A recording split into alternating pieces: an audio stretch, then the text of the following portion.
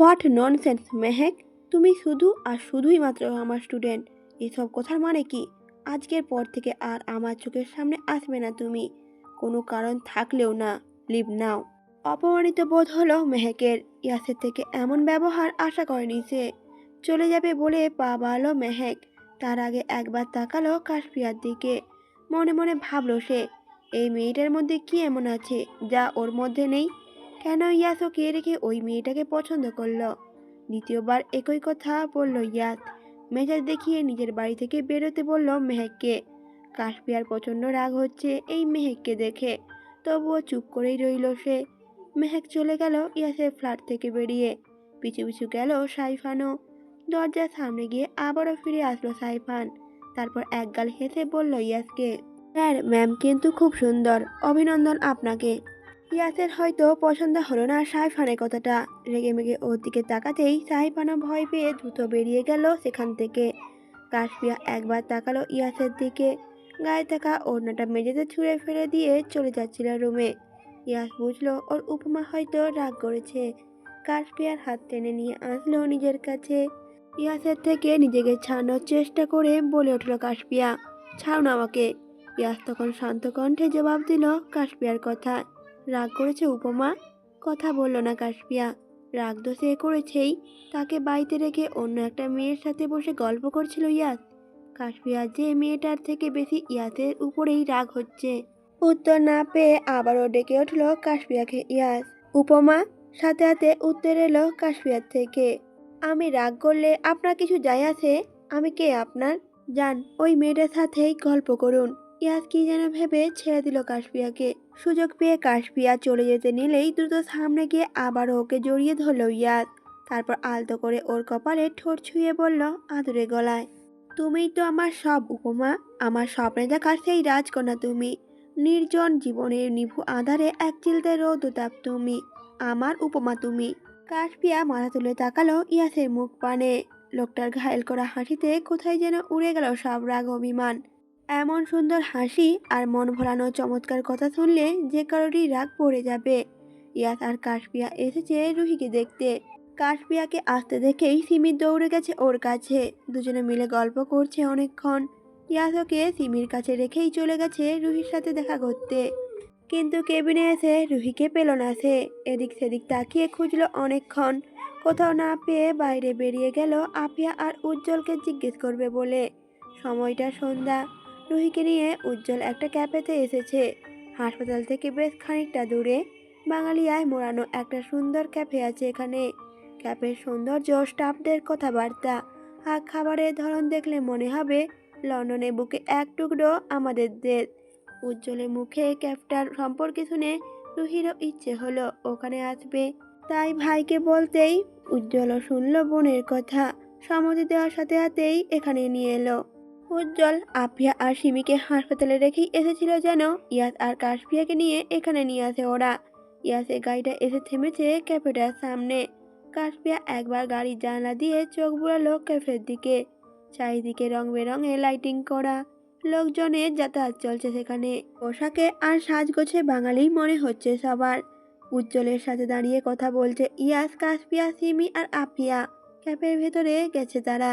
রুহির সাথে সবাই কথা বলেছে অনেকক্ষণ ধরে। রুহিকে দেখে কেমন কষ্ট হচ্ছে কাশফিয়ার। মেয়েটার শরীরে এত বড় রোগ নিয়ে চলাফেরা করছে, ভাবতেই খারাপ লাগছে ওর। এত অসুস্থতার মধ্যেও ঠোঁটের কোণে হাসি লেগে আছে রুহির। বুঝতে পারলো কাশফিয়া। নিজেকে ভালো রাখার আপ্রাণ চেষ্টা করছে রুহি। রুহির ডাকে ধ্যান ভাঙল কাশফিয়ার।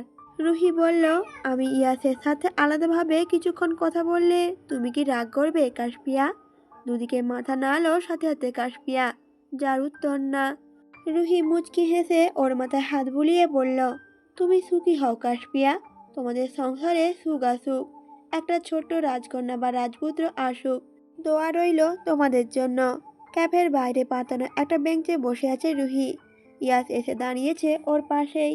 ইয়াস লক্ষ্য করলো ওকে। মেয়েটা কেমন শুকিয়ে গেছে।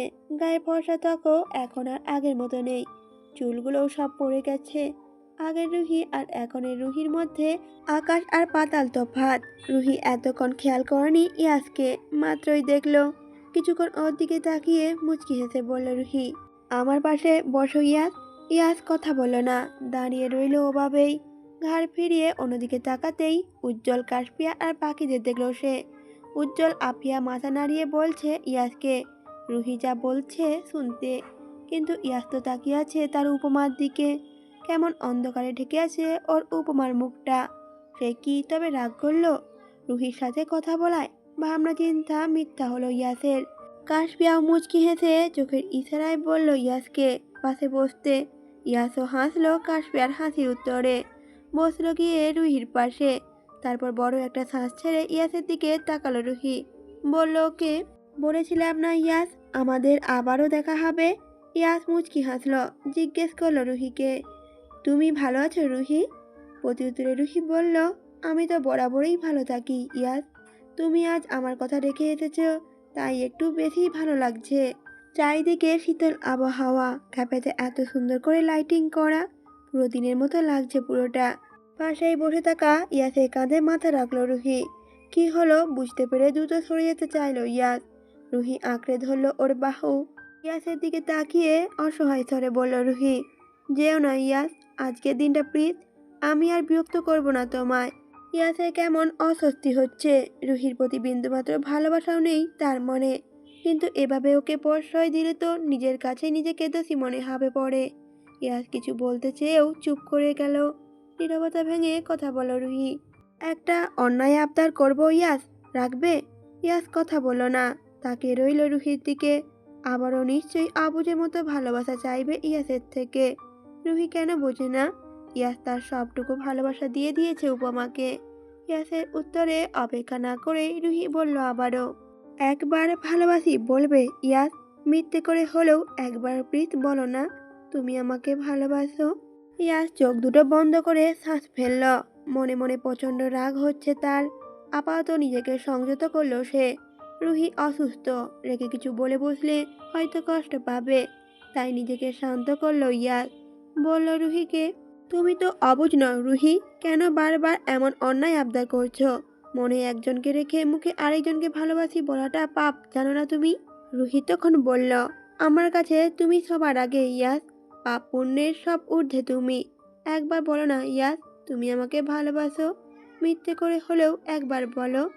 আমি তো সারা জীবন অন্যায় করে এসেছি তোমাকে ভালোবেসে, তুমিও আজকে একটু না হয় অন্যায় করো, একবার আমাকে ভালোবাসি বলো না। ইয়ার সাথে হাতে বিরক্ত হয়ে ধমক দিয়ে উঠল রুহি। তারপর নিজেকে শান্ত করলো ইয়াস। রুহি ছেড়ে দিল ইয়াসের হাত। বুঝলো ইয়াস শুনবে না ওর কথা। রুহির ভিতরটা ভেঙে চুরমার হয়ে গেলেও ঠোঁটের কোণে এক চিলতে হাসি নিয়ে বলল রুহি আবারও, আমাকে ভালোবাসি বলতে হবে না ইয়াস, তুমি ভালো থেকো, আমাকে একটু মনে রেখো তাহলেই হবে। কথাটা বলার পর কিছুক্ষণ থেমে রুহি আবারও বলল, চা নিয়ে আসবে? সাথে সাথে ইয়াস মাথা নাড়িয়ে হ্যাঁ সূচক জবাব দিল। উঠে গেল চা নিয়ে আসবে বলে। কাশপিয়ারা সবাই এখনো দাঁড়িয়ে আছে আগের জায়গাতেই। অন্য সময় রুহির মুখে ইয়াসের কথা শুনলে রাগ হয় কাশপিয়ার, কিন্তু আজকে যে খুব কষ্ট হচ্ছে ওর। বুঝতে পারছে মেয়েটা কতটা ভালোবাসে ইয়াসকে। কাশপিয়ার রাগ হচ্ছে এবার নিজের ওপরেই। ও যদি ইয়াসের জীবনে না আসতো তাহলে তো রুহি এভাবে কষ্ট পেত না। ইয়াস নিশ্চয়ই সাড়া দিত ওর ভালোবাসার ডাকে। কাশপিয়ার মুখটা কেমন বেজায় করে রেখেছে। রুহির জন্য হয়তো খারাপ লাগছে ওর। উজ্জ্বল লক্ষ্য করলো এটা। চোখে পানি মুছে বলল কাশপিয়াকে, রুহির কথায় তুমি রাগ করো না কাশপিয়া, ওর মাথা ঠিক নেই, অসুস্থ তাই আমি কিছু বলি না। তাছাড়া আর ও কয়দিন বলো? আমার বোনের জন্য তোমাদের মধ্যে কোনো ঝামেলা হোক তা আমি চাই না। কাশপিয়া নিজেকে সামলে উত্তর দিল এবার, না না ভাইয়া, আমি রাগ করিনি।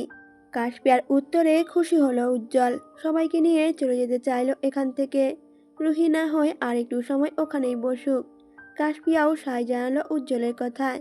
ততক্ষণে চায়ের কাপ হাতে ইয়াস দাঁড়িয়েছে রুহির সামনে। রুহি তখন হাসি মুখ করে তাকিয়েছে ওর দিকে। চায়ের কাপটা হাতে নেবে, ঠিক তখনই কানে আসলো কাশপিয়ার চিৎকার। কি হলো বুঝতে না পেরে সবাই তাকালো ওর দিকে। রুহি হয়তো কিছু আন্দাজ করলো। কাশপিয়া ছুটে আসছিল ইয়াসের দিকে। ওকে সরিয়ে দিয়ে এসে দাঁড়ালো ইয়াসের সামনে। কোনো কিছুর বিকট শব্দে কেঁপে উঠল সবাই। ইয়াসের চোখে মুখে রক্তের ছিটে এসে পড়ল। কি হলো বুঝে ওঠার আগেই রুহির শরীরটা লুটিয়ে পড়ল মাটিতে। ক্যাফের লোকজন সবাই এসে জড়ো হয়েছে জায়গাটিতে। উজ্জ্বল সবটা লক্ষ্য করে বুঝলো